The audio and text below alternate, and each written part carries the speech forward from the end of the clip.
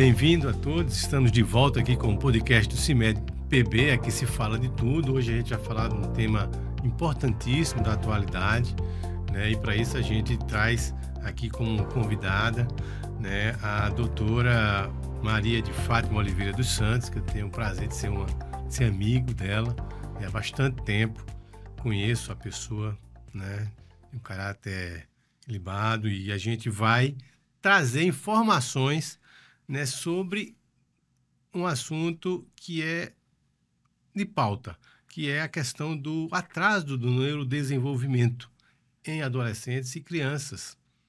E ela, como grande conhecedora do assunto, realmente vai nos dar uma aula. Então, Fatinha, muito bem-vinda aqui ao nosso programa do CIMED PB. É uma honra para a gente, toda a diretoria agradece a tua presença. E queria que você contasse um pouco do seu currículo, mas um pouquinho, porque eu sei que o seu currículo é extenso, você é extremamente preparada, né? Mas, assim, tenta fazer um resumozinho aí para a gente. Muito prazer estar aqui, Tarcísio, com vocês. Eu sou médica, anestesiologista, sou médica do trabalho e eu gosto muito de estudar. Eu vim de família muito humilde e a minha mãe, ela sempre disse, o diferencial é preciso estudar. Então, eu fui muito estimulada a estudar e aí eu me identifiquei com N áreas. Eu fiz mestrado, né? Eu tenho um mestrado em medicina legal, fiz um doutorado também em segurança do paciente. Eu adoro as questões de segurança. Fiz outras formações, sou logoterapeuta e também contoterapeuta. E hoje eu estou fazendo um pós-doutorado em espiritualidade e saúde. Eu entrei, né, no doutorado em ciência das religiões e a minha linha é espiritualidade e saúde, porque eu acho muito importante essa dimensão nossa, né? O indivíduo ele tem as suas divisões, então a dimensão física, a dimensão mental, e existe também uma dimensão muito importante que é a espiritual. Então hoje eu sou aluna, viu, Tarcísio? Eu sou estudante de um doutorado, né, aqui na UFPB, Ciências das Religiões. E também sou professora do curso de medicina da FAMENE, sou professora da pós-graduação, também Formou preceptora. Na UFPB, não foi? Me formei na UFPB. Mas é de Campina Grande. Eu nasci, Tarcísio, em São José de Piranha. Oh, eu sou sertaneja. Coisa boa. Eu nasci em São José de Piranha, vim morar em Campina Grande. E Campina Grande, de lá de Campina Grande, eu vim fazer o curso de medicina aqui, tá? Então, eu fiz também fisioterapia, eu sou fisioterapeuta e fiz medicina aqui. E aí, fui para a área da anestesiologia. Porque eu sempre foi onde a gente se conheceu, né? A gente se conheceu. E aí, a gente... Plantões do trauma. Plantões, a gente tem uma longa trajetória já dentro da anestesia. E a gente foi contemporâneo, você lembra? Lembro. Ali a turma de Vanúzia, Valdir, um grupo, né? A gente é ali contemporâneo. Então, esse é meu currículo, mas eu gosto de muita coisa. Eu costumo dizer o seguinte, Tarcísio. Eu gostei de uma coisa, de gostar de muita coisa, tá? Porque quando uma coisa... Aventureira. Sou muito, adoro a natureza, sou trilheira. Tá? Adoro trilha, adoro esporte radical. Tu acredita? Eu vejo, assim, acompanho. Eu gosto de esporte, né, radical. Eu acho, assim, que essas pessoas, né, como você, né, que tem uma capacidade de estudar, de se concentrar, de adquirir conhecimento, né, geralmente também tem esse lado aventureiro, esse lado da natureza, né? Recentemente eu participei até numa palestra de uma médica na AFIA, na faculdade de AFIA, e ela foi se não me engano, a segunda mulher ou a primeira mulher latino-americana que conseguiu chegar ao cume do Everest. Menina, olha que Eu achei fantástico, assim, a experiência dela. E eu digo assim, as mulheres estão superando os homens em todos os aspectos. Porque antes só quem gostava de esporte radical era mais os homens, né? Mas assim, mas não tem essa divisão mais não. Homem e mulher, assim, eles têm as mesmas capacidades. Eu gosto de rapel, eu gosto de trilha, eu gosto de aventura. Eu acho que nós estamos aqui vivendo uma grande experiência. A vida é um encanto.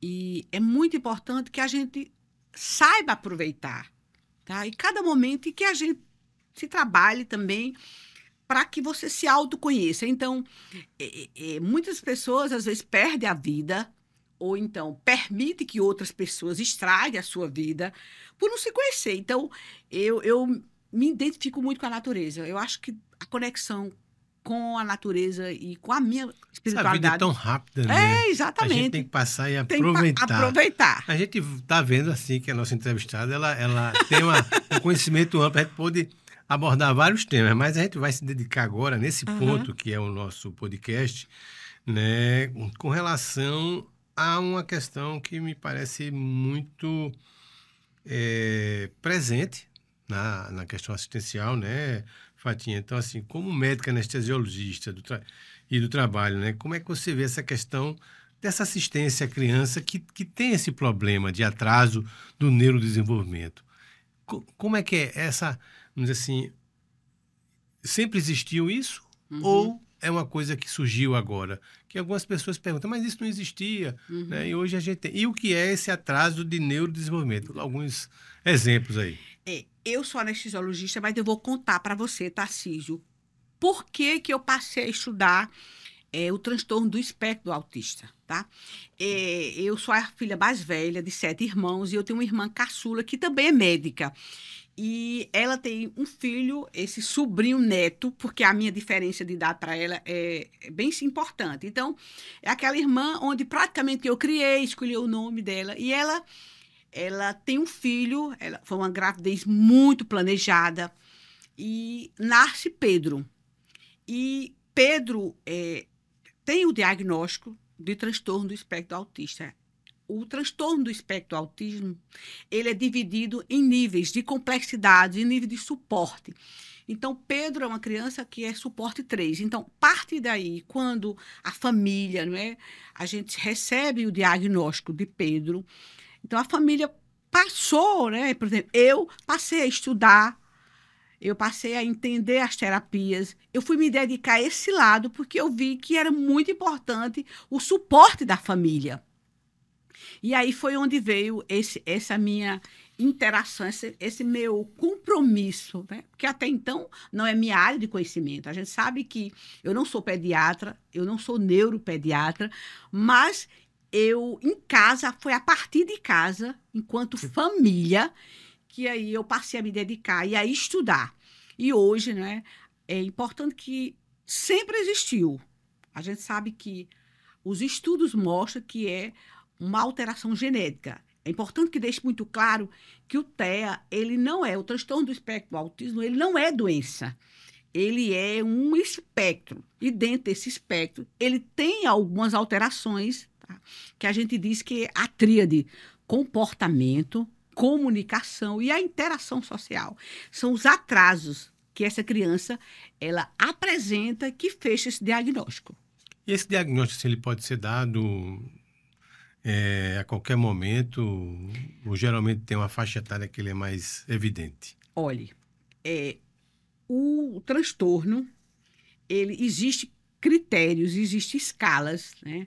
Mas uma coisa importantíssima é a gente entender que toda criança, ele tem um marco de desenvolvimento. A criança tem aquela faixa de desenvolvimento. Então, é aquela criança que quando a mãe está dando mamar, ela olha. É aquela criança que quando a mãe, ela chama, ela começa a escutar. Então, para cada faixa, né, da idade da criança, do desenvolvimento, ela começa a se desenvolver. Falar, então, né? Falar, se comunicar, olhar, balbuciar, apontar. Não é isso?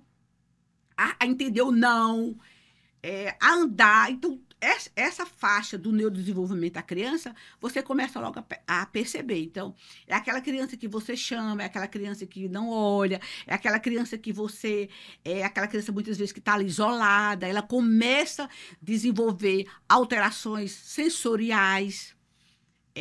Na comunicação, muitas vezes ela se isola. Então, aí você começa a fechar esse diagnóstico. E aí, quando se fecha o diagnóstico, precisa-se entrar com as intervenções, que a gente chama de intervenções multidisciplinar, da qual hoje eu estou à frente. Lá na clínica, né? Na clínica Unintegra. No Unintegra. Mas, assim, ainda falando do atraso do neurodesenvolvimento, né, nessa questão específica do TEA, a gente percebe que a sociedade, né, ainda não, na grande maioria, não compreendeu que é uma coisa normal. né? A gente viu a Não é doença, né? Exatamente. Isso tem que ficar bem claro. Bem como claro você, que não é doença, né? Inclusive, discussões bem acaloradas, se precisa de ter uma escola especial, ou se aquela criança precisa, qual é o melhor, ou seja, uma escola normal. Então, assim, a gente percebe que a sociedade, falta informação para a sociedade, né, para que possa entender, né, que essa criança, ela não é uma criança doente, né, mas que precisa de cuidados especiais. Ela precisa de cuidado. Importante que a gente... Os estudos hoje, né? O que é que os estudos dizem? Que só estudo americano e europeu. Então, a cada 36 crianças que nasce, uma, tá? Ela vem com transtorno do espectro autista. É alto, concorda? É alto, né? Então, a sociedade, ela precisa entender as políticas de inclusão. Tá? Não dá para a gente dizer que a sociedade não precisa incluir essa criança, esse adolescente, esse adulto. Você pode ter um diagnóstico tardio, sim. Muitas vezes é aquela pessoa um pouco recatada, é aquela pessoa discreta, e aí passou despercebido. Por quê?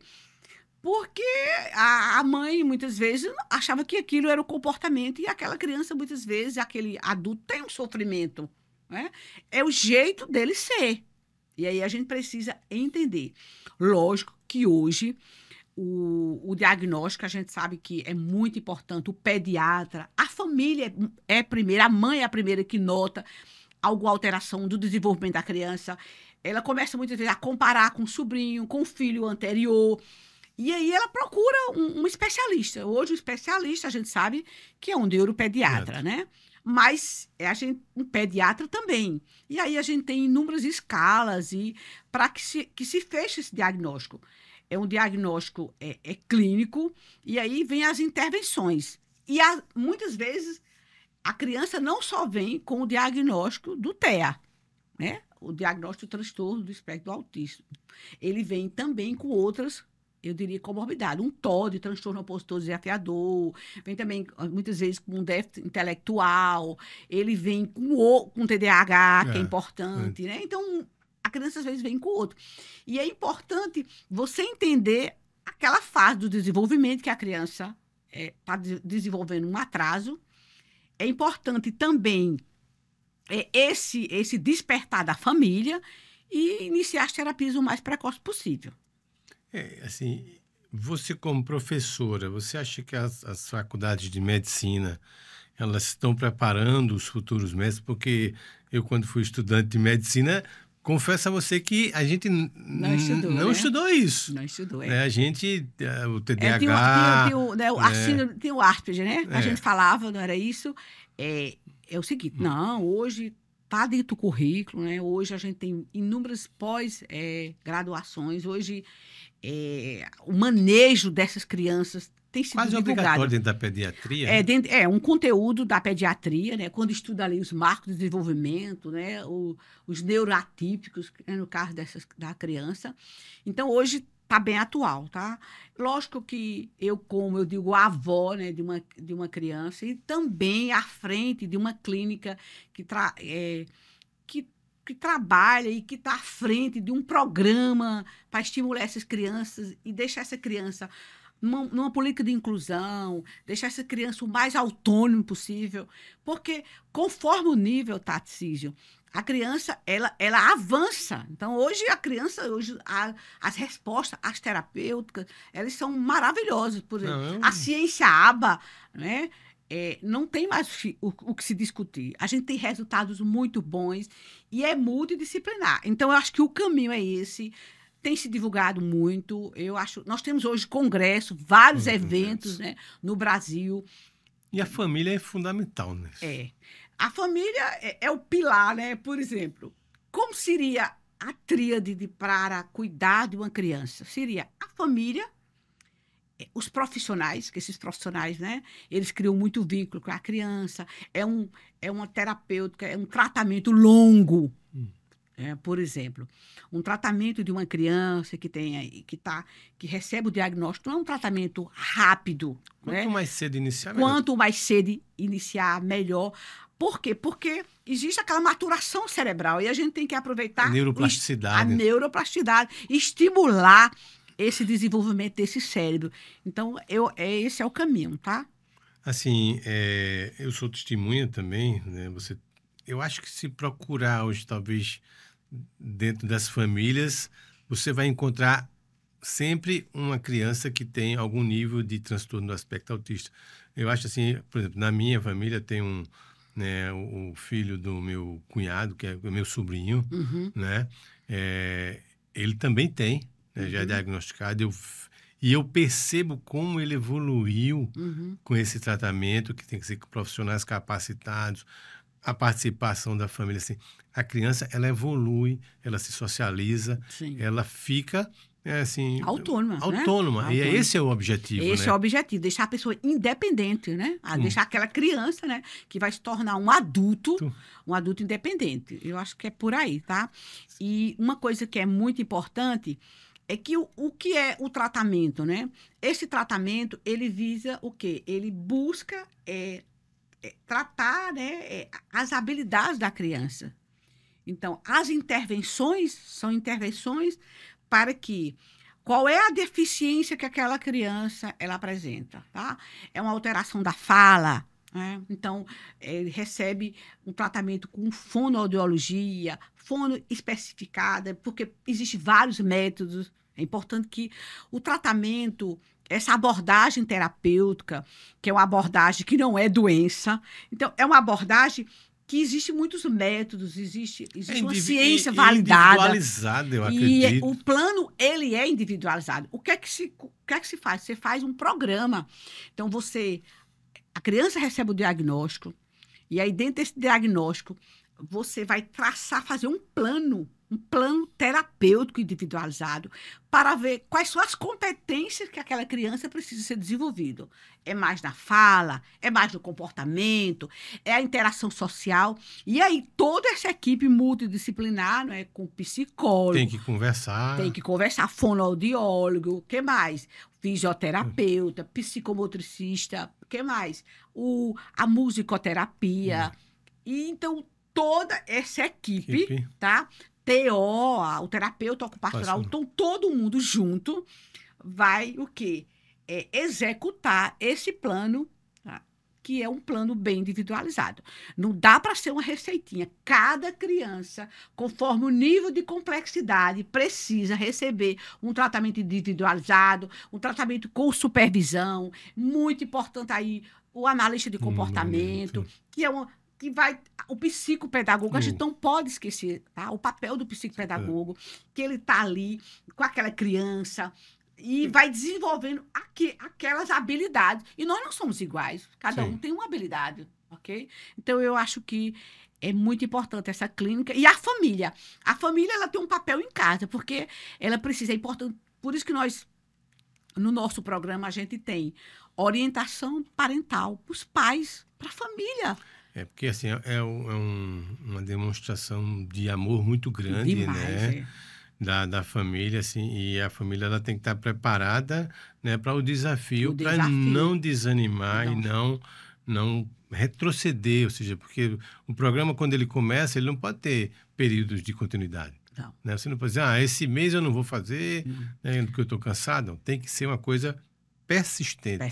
É muito importante. Resiliência mesmo. Resiliência. A participação da família, dos pais é fundamental, não é? E aí a gente tem vários estudos onde muitas crianças, quando o pai precisa entender, tanto o pai como a mãe, é muito importante esse equilíbrio do casal, porque isso vai afetar o desenvolvimento dessa criança. E a gente também, Tarcísio, não é fácil para a família. É uma carga horária de muitas terapias. Eu imagino. Né? Então, é um desgaste muito grande para a família. E eu, ao lado, eu tenho escutado muita fala das mães, não é?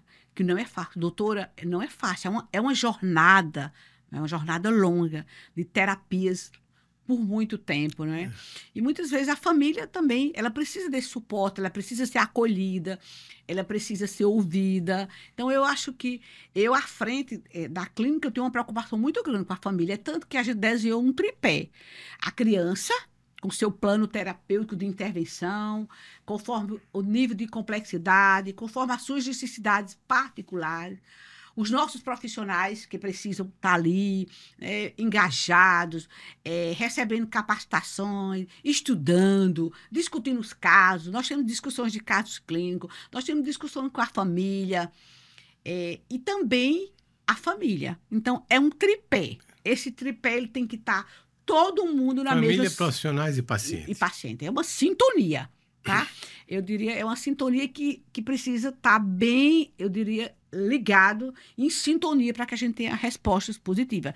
E a gente já está tendo. A gente tem crianças que já estão tendo alta. Né? Esses dias aí, a gente está recebendo já alta de crianças. E eles recebem um certificado, né? Eu estou muito feliz. Que eu ia tocar nesse ponto, né? Porque, como a doutora Fátima já referiu, ela é gestora nas clínicas de terapias especiais da Unimed, a Unintegra, né? A Unimed, ela partiu, né, para ter o seu serviço próprio. Isso é importante. Por que eu digo que é importante? Porque, infelizmente, né, algumas pessoas acabam vendo, né, essa questão da saúde de uma forma geral, não especificamente só da questão do TEA, mas de uma forma geral, acabam enxergando na saúde uma forma, né, de se beneficiar de alguma forma, né?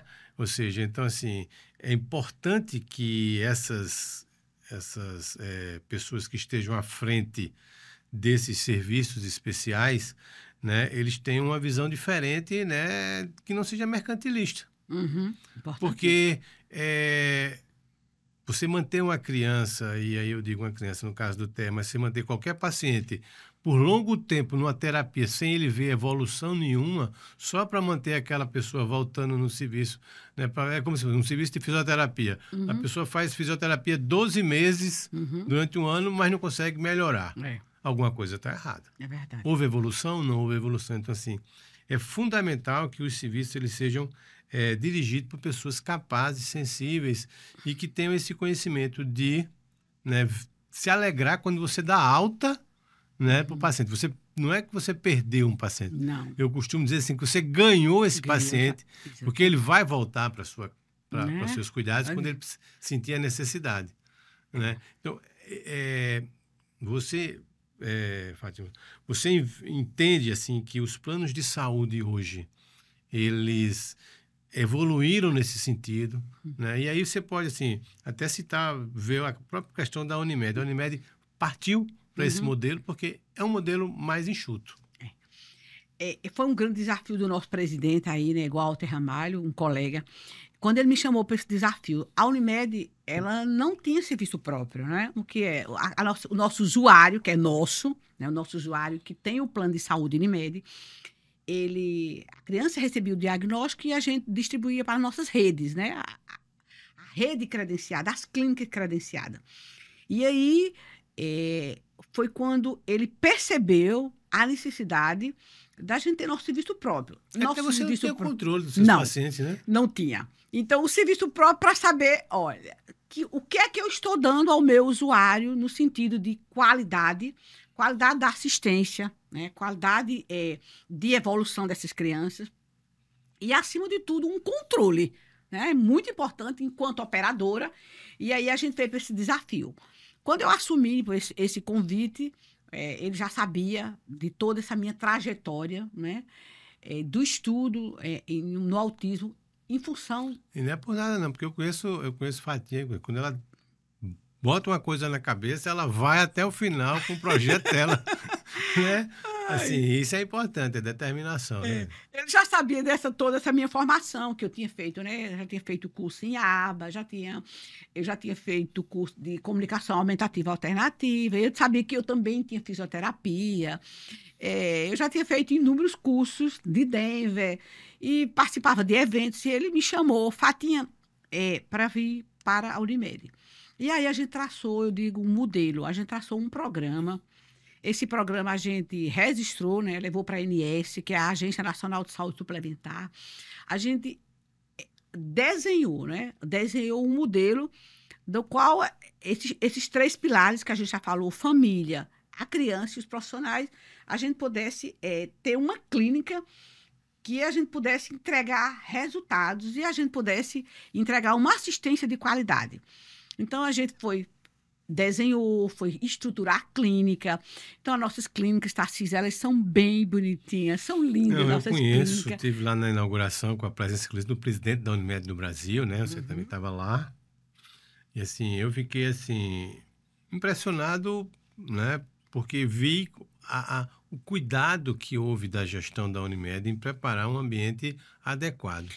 Um ambiente acolhedor, um ambiente onde a criança tivesse um fluxo, tá, de atendimento. Então, essa criança, ela vem muitas vezes com o diagnóstico, ou então ela precisa do neuro, ela passa pelo neuro, depois ela passa por uma avaliação multiprofissional, a gente tem essa equipe multiprofissional, depois a gente elabora o plano terapêutico, esse plano ele é acompanhado, tá? Ele é discutido, a gente acompanha essa evolução, tudo registrado, com prontuário, com todas as anotações. Você consegue acompanhar, né? E a gente consegue acompanhar. Gente, o documento do paciente é o prontuário, tá? Então, o paciente, ele tem ali todas as suas evoluções, o que é que está acontecendo, quando precisa replanejar, a mãe está ali. Discute com o profissional e com a família também. Então, a gente desenhou esse modelo, e aí a gente trouxe musicoterapia, a gente criou também momentos para a família. Então, a gente tem reuniões, nós temos um serviço social que acolhe essas famílias, escuta. Então, essa foi para quê? Qual era o nosso grande receio? E a gente sabe que existe. Essa criança, ela fica muito tempo numa clínica e a gente não queria jamais ser uma creche, né? Ser uma creche, né? Para brincar. Não, nós temos que oferecer, enquanto plano de saúde, enquanto operadora de saúde, terapias. Nós queremos entregar resultados. Nós queremos trabalhar aquela criança, né, com as suas habilidades e competências. O que é que eu preciso trabalhar nessa criança? Quais são os reforços que eu preciso trabalhar com essa criança dentro da ciência ABA? Então, porque o grande receio... Uma perspectiva de início, meio... Exatamente, desenvolvimento. A gente sabe que a gente poderia ter avanço. Repetir, né? Mas assim, você não entra num tratamento, né, que no caso é um tratamento aí que longo e que avança nessa questão das competências, né, da criança, né? Mas tem que ter uma perspectiva. Se não chegar aonde você quis, onde você planejou, você reprograma isso, né? Exatamente. Mas você faz a avaliação. Mas não ad eterno, como disse. E outra coisa também, é importante para que, apesar da clínica, elas são lúdicas, né? É uma clínica, né? Estamos com criança. Então, tem, por exemplo, nós temos 2 ginásios na Unintegra 1. Então, são ginásios, né, um de TO, de terapia ocupacional, onde ali a gente tem condição de colocar 10 crianças, de 8 a 10 crianças, em sessões, né? e recebendo ali acompanhamento, cada um com um profissional. Sim. Nós temos um ginásio de fisioterapia, esse ginásio também, então, um ginásio muito complexo, mas ele é lúdico, é criança. Nossa. Mas é lá para a gente fazer terapia.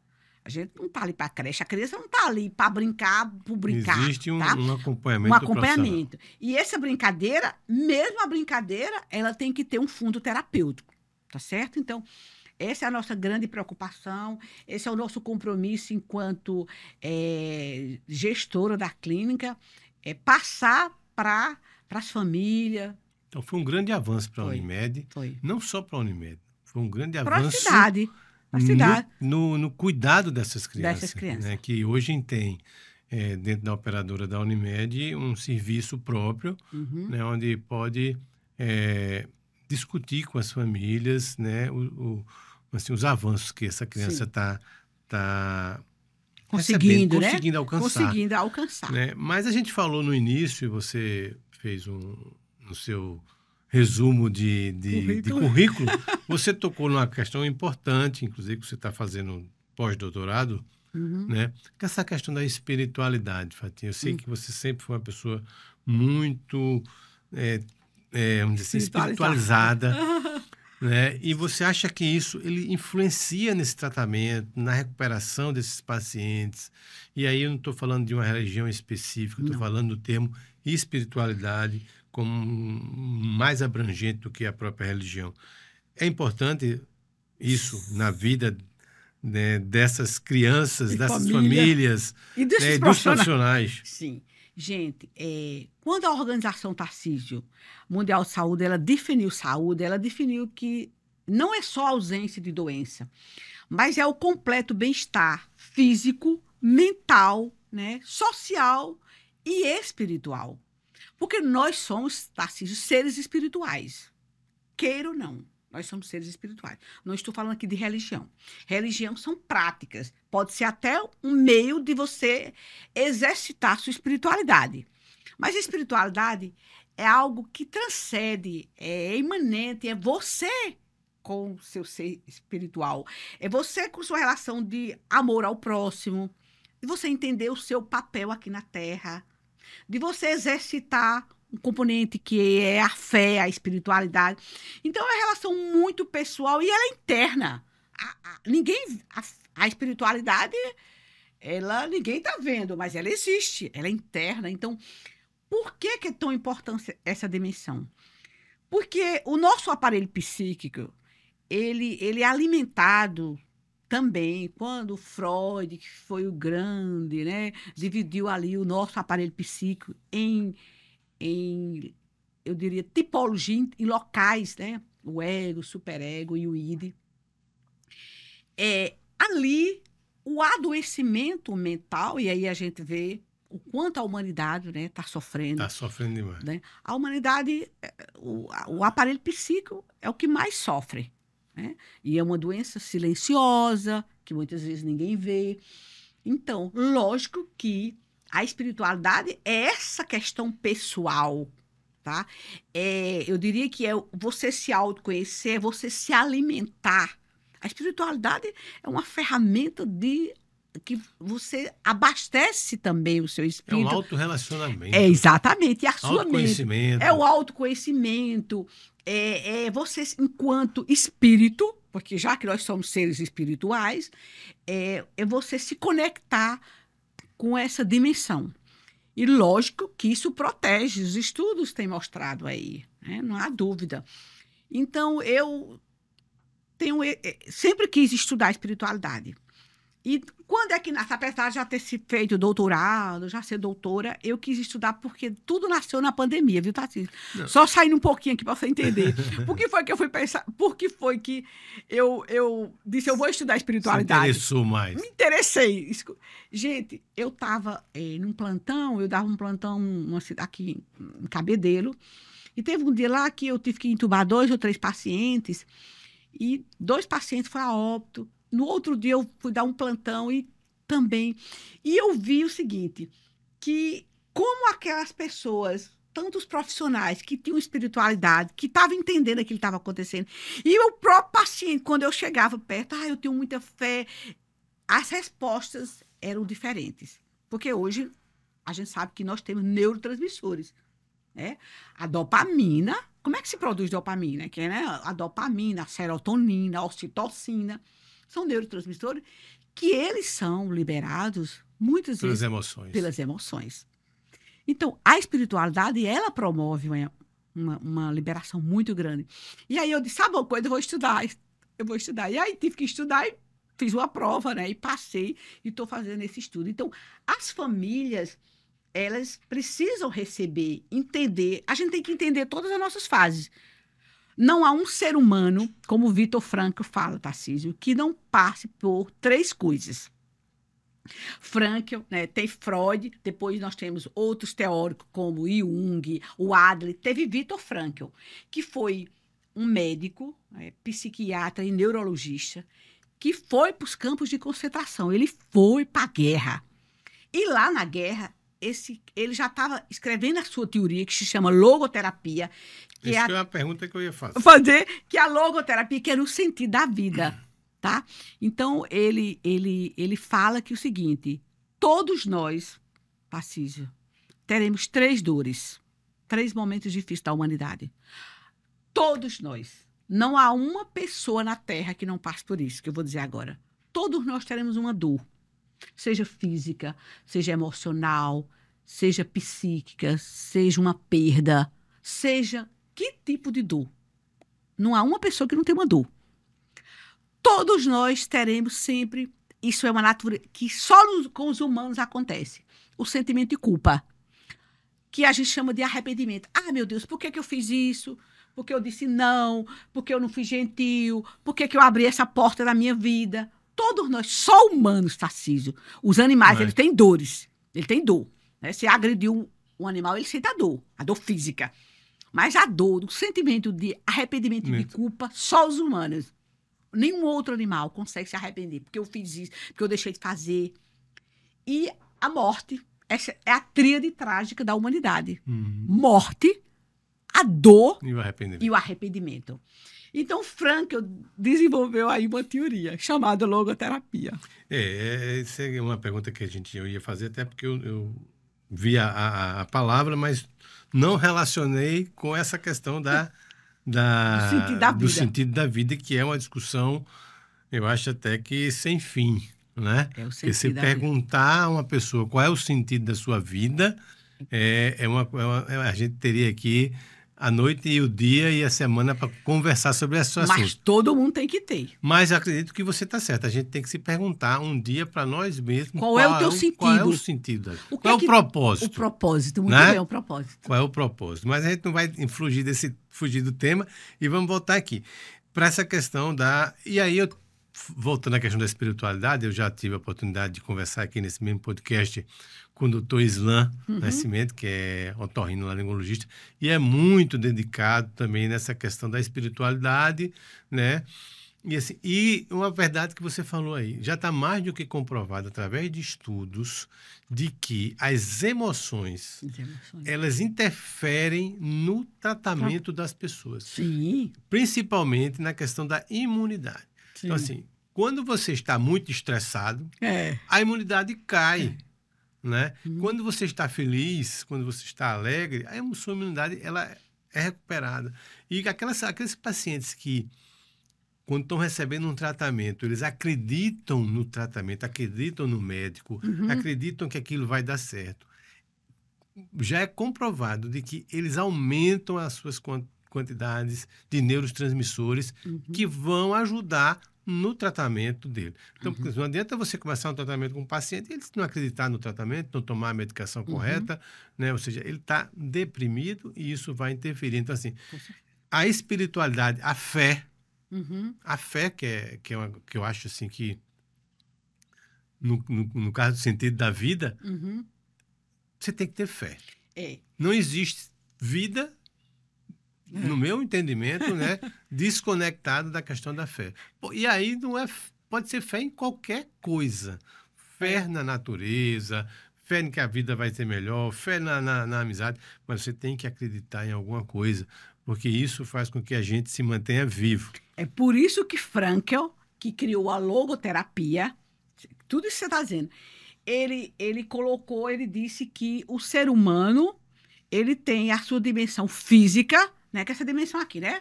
Tô doente, o coração tá doente, vou lá, faço uma cirurgia, coloco um stent. Ah, tô com uma vesícula inflamada, vou lá, tiro a vesícula. Essa é a dimensão física. Essa é a dimensão que todo mundo vê. Tô com o braço quebrado, conserto. Ele fala da dimensão mental, né, do ser humano, né, do aparelho psíquico, do que você coloca no seu aparelho psíquico, do que você alimenta, porque é aí que faz eu descer. E ele fala da dimensão também. Ele diz que é a dimensão espiritual. E ele chama noética. Frankl diz não religião. Tem nada a ver com religião. É a dimensão noética. Esse indivíduo particular, esse indivíduo que transcende, esse indivíduo que quer encontrar o seu propósito. Porque o que é esse sentido da vida? Por exemplo, todos nós somos motivados por algo. Eu estou aqui, eu estou sendo motivada por algo. Eu vim aqui que eu queria falar desse tema, né? Eu queria falar da importância da sociedade, né? Do autismo, de um trabalho que a Unimed, a gente está à frente da Unimed desenvolvendo. Isso É uma motivação. Isso é um propósito. A gente tem que saber o propósito. E esse propósito é importante que, muitas vezes, a gente tem que entender o viver o cada dia. Onde é que a gente se perde muito da vida? Aí é que, por exemplo, você deixa de viver o hoje. Qual é o melhor momento da minha vida? Está aqui. É hoje, né? Onde é que eu deveria estar? Aqui. Então, aqui é o nosso melhor momento.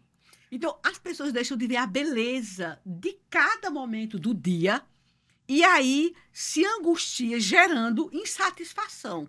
E isso leva para onde? Para a mente. Por isso que a mente sobrecarrega e fica sofrida. A minha roteirista dos podcasts, a nossa assessora de comunicação, Giovana, reclama que eu não sigo o roteiro. Mas, assim, a pergunta, na verdade, a pergunta 6 é justamente essa. A logoterapia e a contoterapia são abordagens terapêuticas que valorizam o sentido da vida e o apoio emocional. Sim. Como você consegue aplicar esses conhecimentos na prática clínica com crianças e adolescentes com atraso do neurodesenvolvimento? Ou seja, a gente começou a conversar, né? Mas tudo que a gente conversou aqui está dentro disso aí. Tá assim, respondendo isso. Né? Porque a gente tem que entender que essas crianças, esses adolescentes, eles têm essa dimensão espiritual. Exatamente.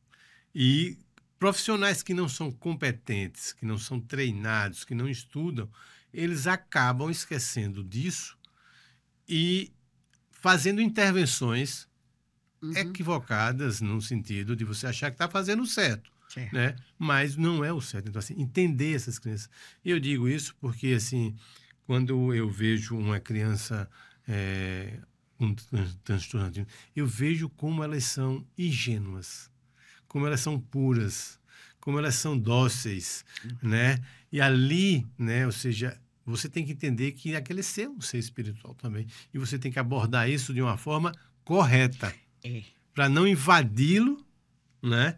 E causar um transtorno. Então, eu acho que, Fatinha, você está correta, né, em tudo que você disse. Ela fez uma pergunta aí, você também, agora eu vou responder. Quando se fala em aplicar a logoterapia, então, eu, enquanto que estou à frente desse programa, eu deixo muito claro, nós temos reuniões, discussões clínicas, e eu coloco a minha equipe a pensar o que elas estão fazendo, se elas estão felizes.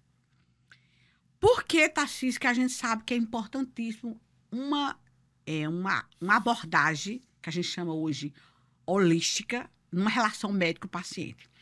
Muitas vezes você vai no médico e você se sente, ai meu Deus, eu não... Não teve uma empatia, uma conversa um pouco fria.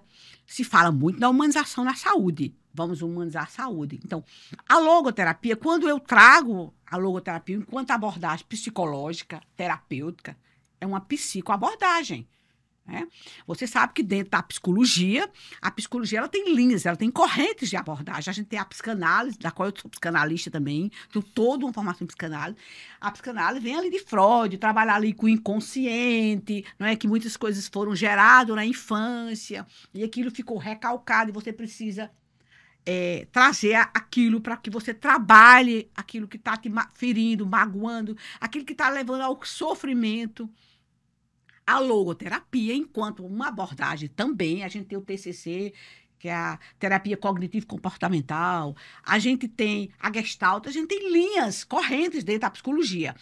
E dentro da logoterapia, com uma abordagem também psicológica, ela traz para o indivíduo trabalhar o teu sentido da vida. Então, aquele profissional, aquele médico, aquele terapeuta, fisioterapeuta, TO, fonoaudiólogo, ele precisa também saber que ele tem que encontrar um sentido.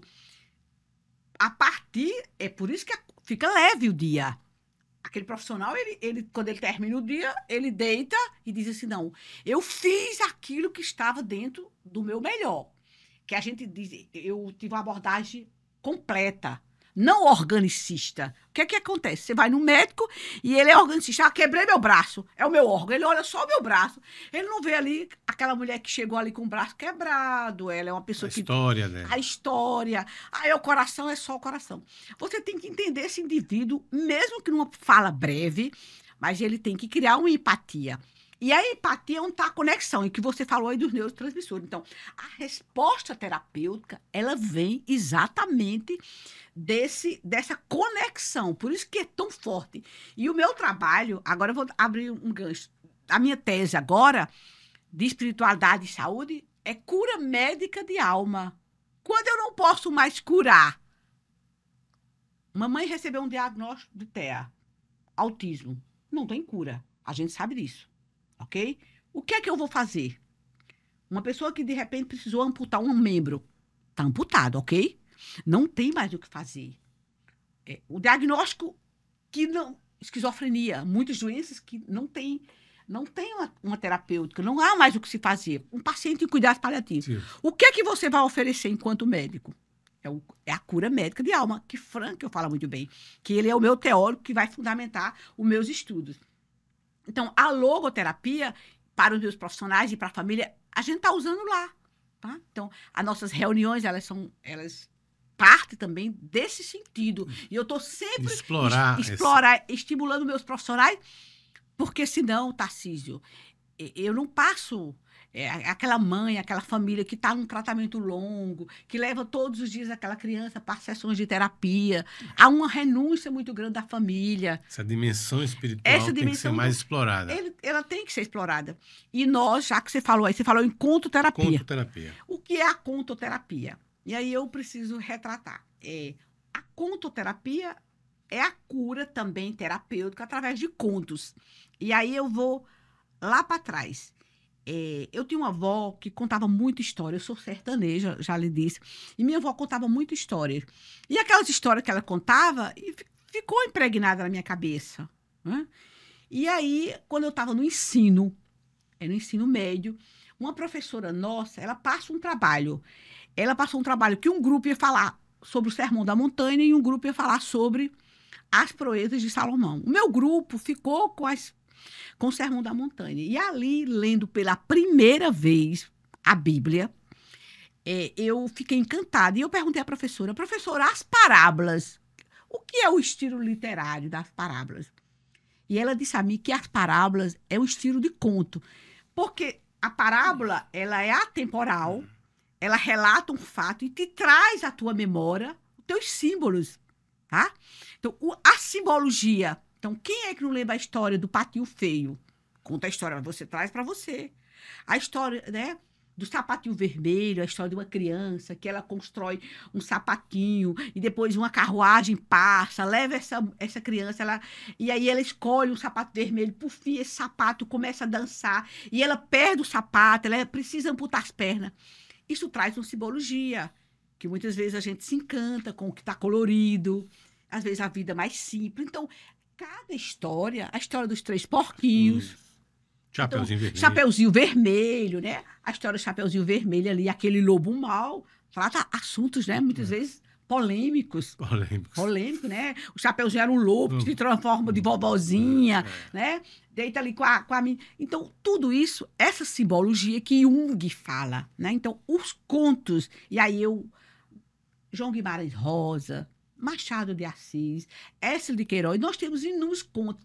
E, por fim, um livro também chamado Mulheres que Correm com os Lobos. Então, a partir daí, eu fui estudar contos. Então, há muito tempo que eu leio, eu adoro ler, viu, gente? Eu comecei a ler contos. E aí, foi que eu fiz? Fiz cursos de contoterapia. Eu sou contoterapeuta. Através dos contos, eu faço sessões e aí a gente senta, discute e lê aqueles contos. E aí a pessoa traz aquilo que está no teu subconsciente que precisa ser trabalhado. As suas vivências, As suas vivências, através, você se encontra, né? Então, Jung fala, né? Carl Jung fala que a gente precisa trazer aquilo, né? Então, uma história te remete àquilo que tu sofreu lá atrás. Um abandono, um trauma da perda de um pai, de uma mãe, muitas vezes um maltrato que você teve, um abuso, tá? Um bullying que você passou. Então, o indivíduo ele precisa trabalhar. Então, os contos, e hoje nós temos um grupo de conto dentro da clínica. Nós fazemos um grupo com as mães.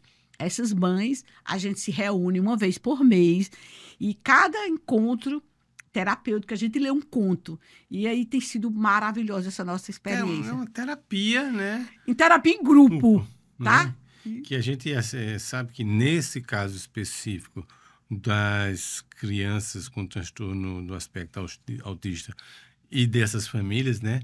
Eu acho que a reunião dessas mães, dessas famílias é muito importante, porque uma experiência Da outra. ajuda a outra, né? E isso faz com que muitas dificuldades sejam superadas, né?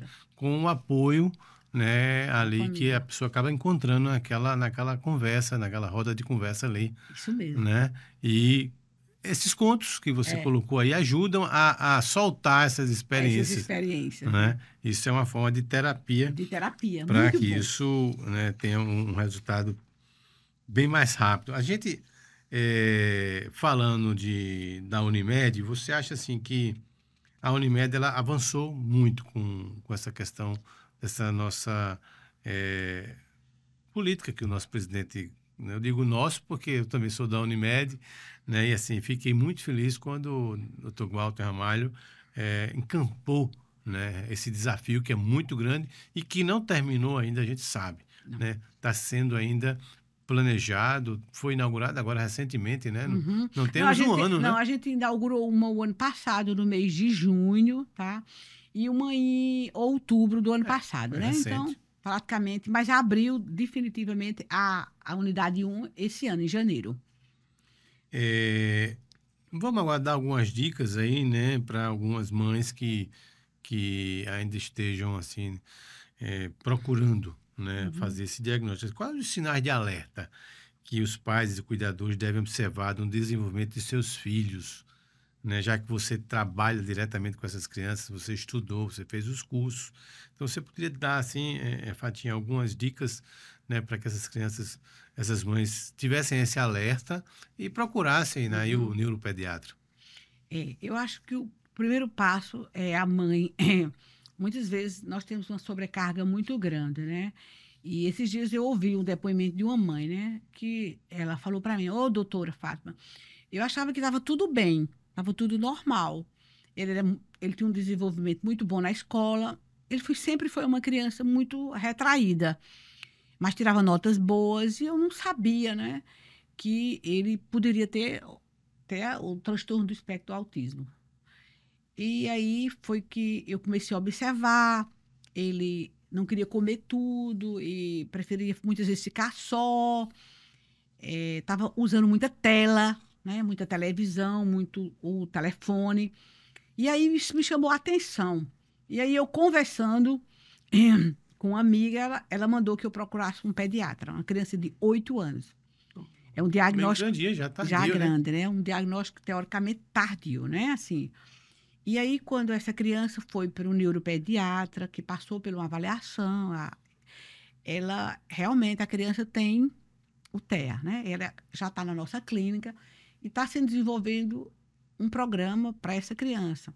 Um programa de interação, por exemplo. Havia coisas que ele não gostava de comer. Né? Então, a criança que tem TEA, Tarcísio, ele tem uma seletividade alimentar muito grande, né? Impressionante isso. É impressionante. Então, muitas vezes, a gente acha que isso é uma birra. Muito cuidado com essa expressão, birra. Esse menino está cheio de vontade. Não. Precisa ver essa criança. Então, esse é um ponto. Então, é aquela atenção, muitas vezes, que às vezes a gente acha que está normal. No caso de uma criança que tem um desenvolvimento, uma criança super inteligente, mas você tem que olhar bem como é que ela se comunica, né? Como é que ela olha, como é que ela cria vínculos, observar o comportamento. E qualquer alteração é procurar discutir com o pediatra procurar, né? Aí o pediatra vai fazer. Até porque o diagnóstico é clínico, É né? clínico, o diagnóstico é clínico. Tem gente que vai fazer ressonância, Não, fazer... não. De jeito nenhum. Isso aí é para, às vezes, a gente faz em casos mais avançados, né? Quando você quer investigar outras comorbidades, porque é importante também a gente deixar claro. Às vezes a criança não vem só com TEA, ela pode vir com outras, tá? Aí ele vem com outras patologias, tá bom? Então, é ficar atento. Você falou uma coisa, você usou uma palavra aí, eu vou fazer uma pergunta agora, até para provocar. Você falou tela. Tela. Tela, a gente falou de tela, eu estou pensando na tela do celular.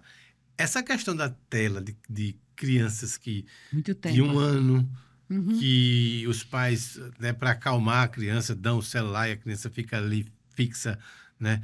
Isso prejudica. É uma coisa que prejudica tanto no diagnóstico, quanto também pode avançar, ele retardar. O que é que acontece, Tarcísio, com a tela? A tela, a criança, ela fica focada ali e ela se desconecta com o meio social. Nós somos seres sociais, ok? Então, eu falo, o meu corpo se comunica no meu olhar para você, né? Para o olhar, as expressões. Então, o que é que acontece? Uma criança que, quando ela se vicia na tela, ela só quer saber de olhar aquilo ali. Então, o mundo não existe. Muitas vezes ela se desconecta do mundo, ela não escuta. Tá? Ela está ali tão focada naquilo, seja um joguinho... Dependente. Seja uma brincadeira. Ela cria uma dependência. E essa dependência, com criança, ela tem crescido muito. Tem crescido muito. E o que é que faz com a criança? A criança, ela passa a ser solitária. Ela não precisa de ninguém. Sim. A criança nasceu para brincar, né? A criança tem que correr, a criança tem que ter, né? Se comunicar, ela precisa criar vínculos afetivos. Como é que você cria vínculos afetivos com uma tela na mão? Eu vi até uma reportagem uma vez que até os oftalmologistas estavam vendo que... atrapalha na visão, é muita luminosidade. No futuro, a criança ela vai estar usando óculos, ela vai ter problema de tontura, ou seja... eu diria assim, que chega a ser até uma maldade, né? Os pais precisam ter muito cuidado. Tem muito e aí cuidado, sai porque para acha que estão sendo bonzinhos, bonzinho, mas na verdade estão fazendo um mal, inconscientemente, com certeza, mas é um mal. O que é que acontece? A criança, a mãe ou o pai sai para trabalhar, muitas vezes deixa aquela criança com uma pessoa, aquela pessoa como... Eu escutei essa sua pergunta, uma mãe... com a nossa neuropediatra, a gente comentou sobre isso. Uma mãe nos procurou, e procurou ela também, no sentido, vai para trabalhar, deixa a criança. Aquela pessoa está na sua casa, ela precisa desenvolver a tarefa que ela está ali para fazer. O que é que ela faz? Muitas vezes ela entrega, ela liga a televisão para a criança, e deixa a criança assistindo a televisão, ou entrega o celular. Então, esse controle, os pais precisam ter. E a criança, ela chega a um ponto de dependência tão grande que ela não consegue mais. Como adultos, mas isso também não é com criança, não. Não. Hoje, os adultos, né? Você veja que tem... É um exemplo. Um exemplo. A criança, eu já fui ao shopping, fiquei prestando atenção Você olha praça, só a criança com na tela. praça da alimentação. Então, assim, tava o pai, a mãe e a criança no carrinho de bebê, todos com o celular na mão. Isso é uma coisa, assim, que traz um mal terrível. É bacana, a gente sabe que a tecnologia está aí, o celular tem inúmeros benefícios, né? A gente é a favor da ciência, né? Muito bacana. É um meio de comunicação maravilhoso, né? A gente chega a uma evolução, mas a criança precisa ter limite. Eu achei excelente aquela lei que proíbe nas escolas, né? Nas escolas. É importante ter esse controle. Tem que enfrentar isso agora, porque lá na frente vai ficar cada vez mais difícil. E os pais ficarem atentos. Exatamente. O papo está muito bom, Fátima. A gente ia conversar aqui, né, muito mais tempo, mas, assim, infelizmente, a gente tem um tempo, até para que as pessoas fiquem com gostinho de quero mais, a gente pode voltar para discutir. Eu acho que tocamos em vários pontos importantíssimos aqui, né, dessa questão de ser pessoa, de entender as pessoas, né? E eu acho que esses debates têm que estar dentro, né, do dia a dia dos médicos. O médico corre tanto, vive tanto, né, Fatinha? A gente trabalha tanto e a gente esquece muito desse lado da espiritualidade, né?